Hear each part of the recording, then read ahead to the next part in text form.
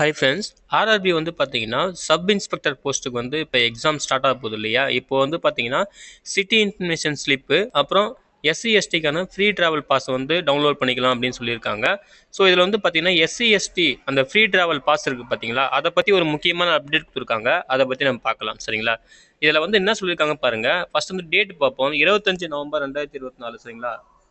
அப்போ தான் வந்து அறிவிச்சிருந்தாங்க. இதில் என்ன சொல்லியிருக்காங்கன்னு பார்ப்போம். இதுதான் வந்து ஃப்ரீ ட்ராவல் பாஸோட ஒரு சாம்பிள். ஓகேங்களா? உங்கள் ஃப்ரீ ட்ராவல் பாஸ் வந்து இப்படி தான் இருக்கும். ஓகேங்களா? அந்த ஃபார்மேட் வந்து பார்த்தீங்கன்னா ஃப்ரம் டேட்டு, டு டேட்டு, அப்புறம் சிட்டி நீங்கள் எங்கே ஸ்டார்ட் பண்ணுறீங்க ஜார்னியை, எங்கே எங்கே வந்து போக போகிறீங்க அந்த லொக்கேஷன் சொல்லிட்டு இந்த மாதிரி எல்லாமே மென்ஷன் பண்ணியிருக்கும். அப்புறம் எஸ்சி, எஸ்டி சர்டிஃபிகேட் நம்பர் இருக்கும். அப்புறம் எப்போ வந்து இஷ்யூ பண்ணாங்க டேட், அந்த டேட் இருக்கும். அதுக்கப்புறம் பார்த்தீங்கன்னா ஒரு 12 டிஜிட் யூனிக்யூ நம்பர் ஒன்று இருக்கும். அங்கே தான் இப்போ முக்கியமான விஷயமே. சரிங்களா? அதுக்கப்புறம் வந்து பார்த்தீங்கன்னா நீங்கள் வந்து ஜார்னியை வந்து ஸ்டார்ட் பண்ணுறப்போ இங்கே வந்து அங்கே ட்ரெயினில் அந்த இடத்துல வந்து பார்த்தீங்கன்னா இந்த டிக்கெட் சூப்பர்வைசர் பார்த்தீங்கன்னா அவங்க சைன் பண்ணுவாங்க. நீங்கள் ரிட்டர்ன் பண்ணுறப்ப பார்த்தீங்கன்னா அங்கேயும் சைன் பண்ணுவாங்க. ஓகேங்களா? ஸோ இதுதான் வந்து இந்த பாஸோட முக்கியமான விவரங்கள். அதே போல் இங்கே என்ன சொல்லியிருக்காங்கன்னா இந்த 12 டிஜிட் யூனிக்யூ நம்பருக்கு பார்த்தீங்களா, இந்த 12 டிஜிட் யூனிக்யூ நம்பர் வந்து உங்களுக்கு இருந்தது வெறும் 12 டிஜிட் மட்டும் தான் இருக்குது அப்படின்னு பார்த்தீங்கன்னா நீங்கள் என்ன பண்ணணும், இந்த 99 என்றதை வந்து நீங்கள் முன்னாடி வந்து சேர்த்துக்கணும் அப்படின்னு சொல்லியிருக்காங்க. மொத்தம் வந்து யூனிக் நம்பர் வந்து பார்த்தீங்கன்னா 14 டிஜிட். ஆனால் உங்களுக்கு வந்து 12 டிஜிட் தான் இருக்குது அப்படின்னா நீங்கள் என்ன பண்ணணும், அந்த 12 டிஜிட்டுக்கு முன்னாடி 99 அப்படின்ற நம்பரை வந்து சேர்த்துக்கணும் அப்படின்னு சொல்லியிருக்காங்க. சரிங்களா? ஸோ இங்கே அதான் சொல்லியிருக்காங்க. Add 99 before 12 digit unique number provided in city information slip அப்படின்னு சொல்லியிருக்காங்க. ஓகேங்களா? ஸோ அதாங்க தெளிவாக சொல்லியிருக்காங்க. அதுதான் வந்து பார்த்தீங்கன்னா இந்த ஸ்டார்டிங் பேராலையுமே சொல்லியிருப்பாங்க. ஓகேங்களா? SC ST candidates are advised to add the prefix 99 to the 12 digit unique number அப்படின்னு சொல்லியிருக்காங்க. மேலும் முக்கியமான விஷயம் என்னன்னா, உங்களுக்கு வந்து டிஃபால்ட்டாகவே 14 டிஜிட் இருக்குது.